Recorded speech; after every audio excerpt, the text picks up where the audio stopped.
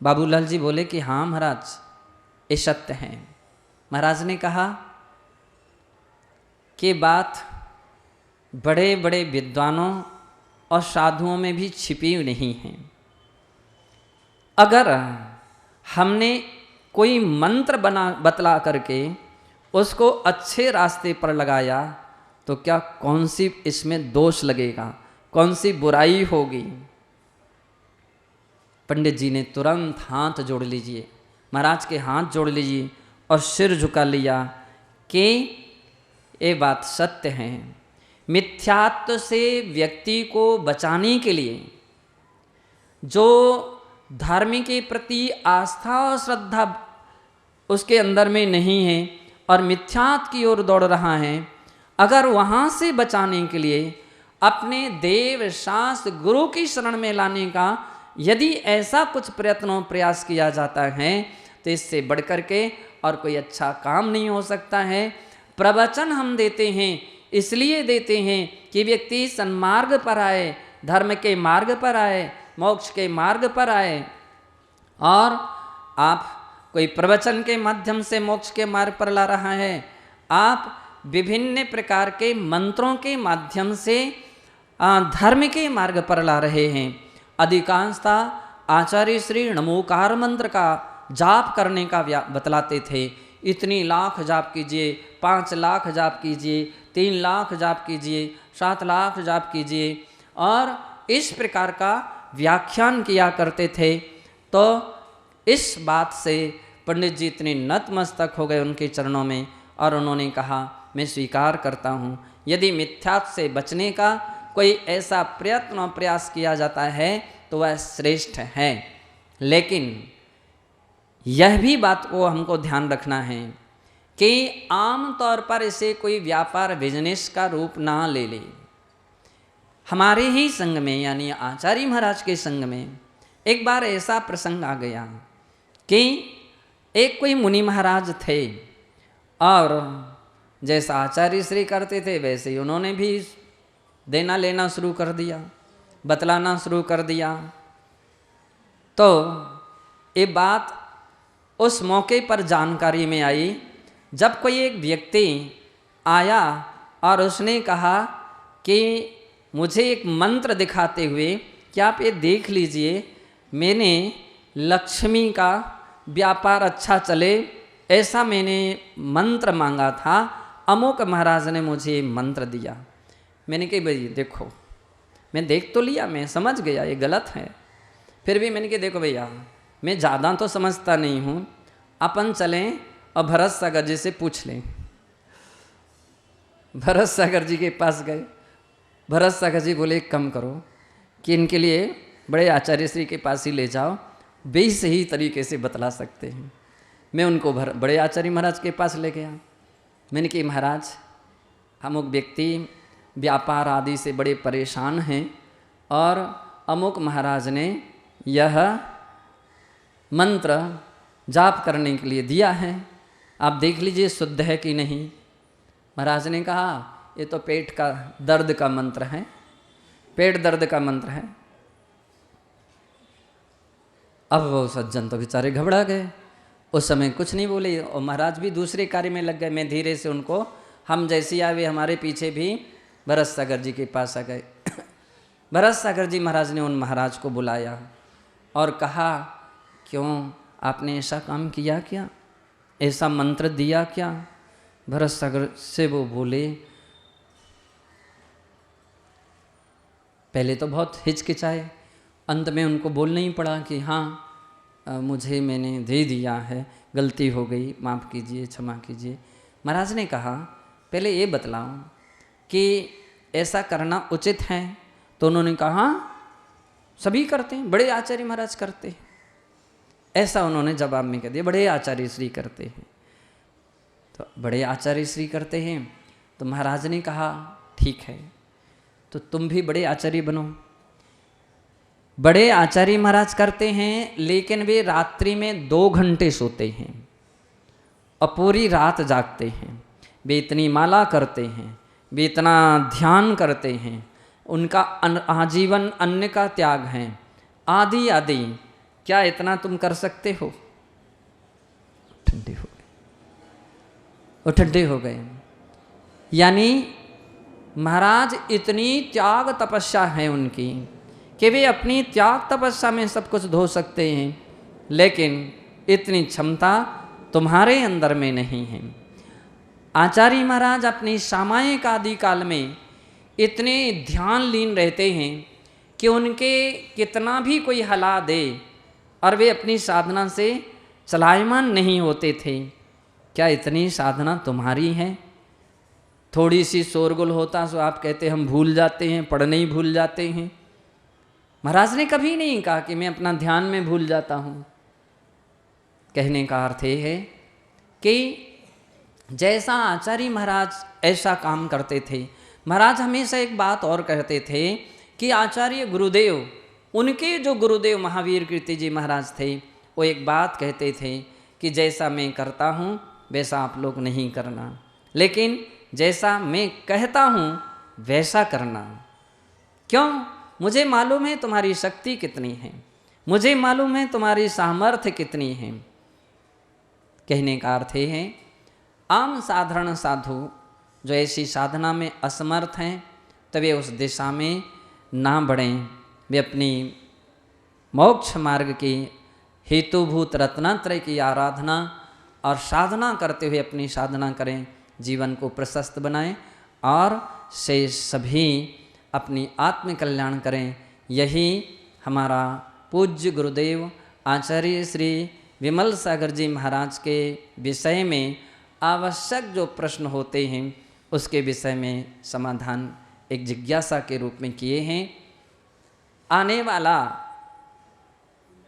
पूज्य आचार्य श्री विमल सागर जी महाराज का जो समाधि दिवस 29 दिसंबर को 28, 29 और 30 दिसंबर को 25वां वर्ष के रूप में, रजत पुण्यतिथि के रूप में सारे देश में धूमधाम से मनाया जा रहा है।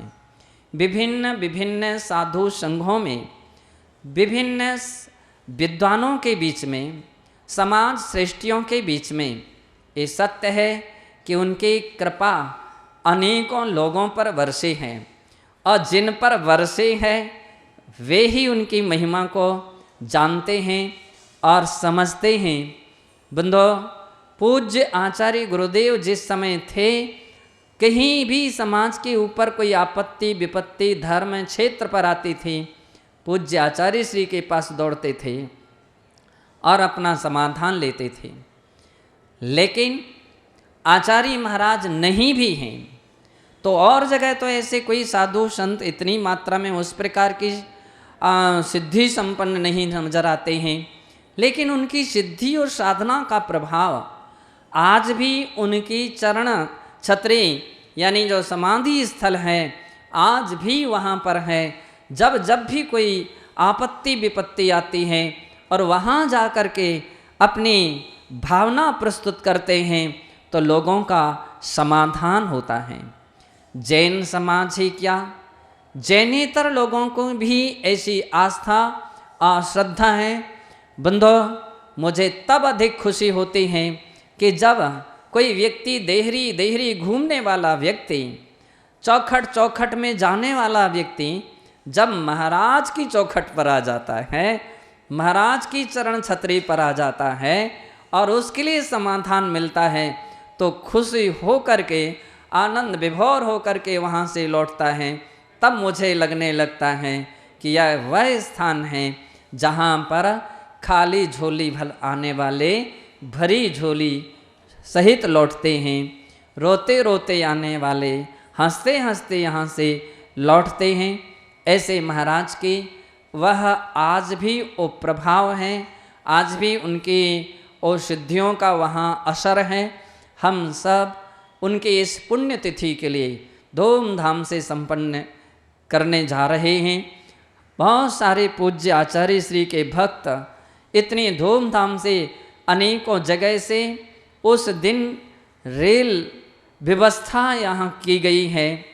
वहाँ भगवान तीर्थंकर जितने भी निर्वाण को प्राप्त हुए हैं, चरण छत्रियों पर हेलीकॉप्टर के द्वारा पुष्प वर्षा की भी रूपरेखा वहाँ पर बनाई गई है और आगंतुक लोगों को ठहरने के लिए और उस अनुष्ठानों में शामिल होने की पूरी व्यवस्था की गई है।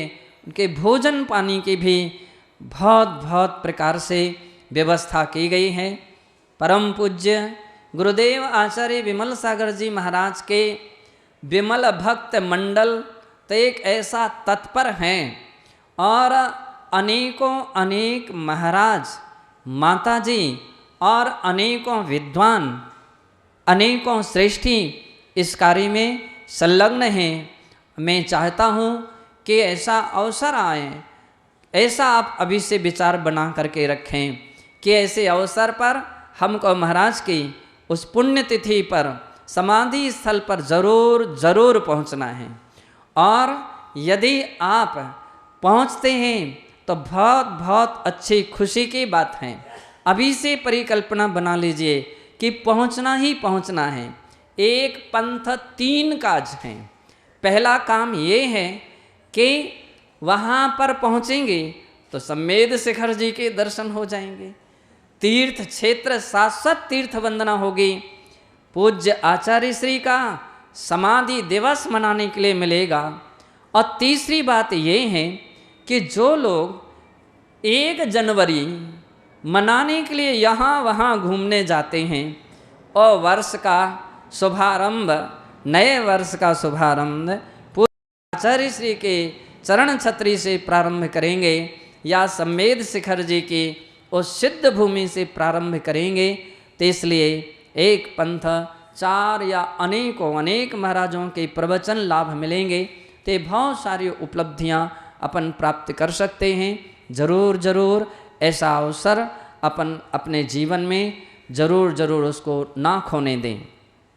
कदाचित असमर्थ कोई अगर नहीं आ पा रहे हैं, परिस्थितियां बहुत कुछ हो सकती है, तो हमारे महाराज ने बहुत अच्छा सुझाव दिया है। हमारे सुपार सागर जी महाराज ने, सुबल सागर जी महाराज ने, कि आप अपने घर में ही पूज्य आचार्य श्री की फोटो लगा करके और उनके सन्मुख दीप जला करके उस क्षण वहाँ बैठ करके उनके नाम जाप या स्तुति स्तोत्र भजन कीर्तन जो भी संभव हो सकता है उसको करके अपने जीवन को सार्थक करें। समाज के मंडल जो हैं, महिला मंडल आदि मिल करके विधान आदि उस समय कर सकते हैं और कार्य को सफल बना सकते हैं। ओम नमः। भारतीय श्रमण संस्कृति की परंपरा में वात्सल्य रत्नाकर परम पूज्य आचार्य श्री 108 विमल सागर जी मुनिराज इस शताब्दी के प्रमुख आचार्य थे, जिन्होंने अपना संपूर्ण जीवन स्वपरिहिताय समर्पित किया।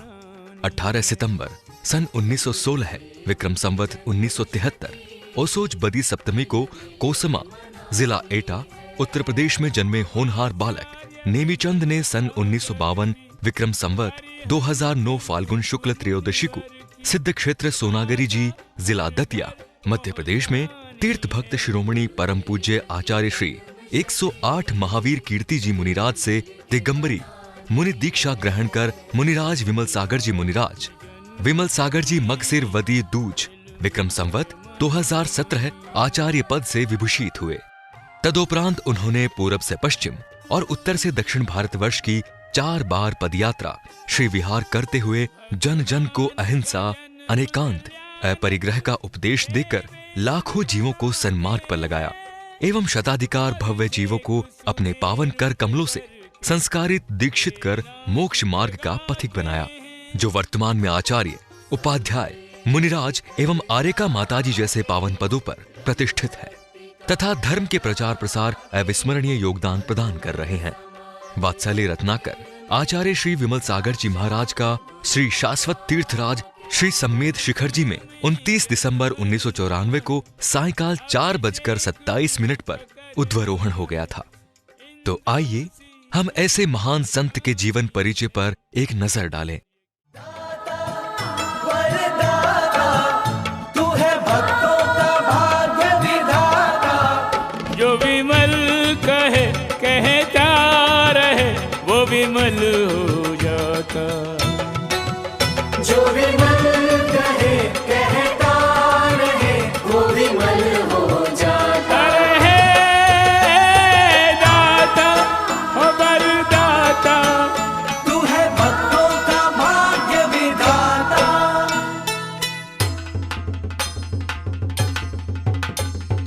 विमल मुनींद्र तेरी सदा ही जय, अतिशय यतीन्द्र तेरी सदा ही जय।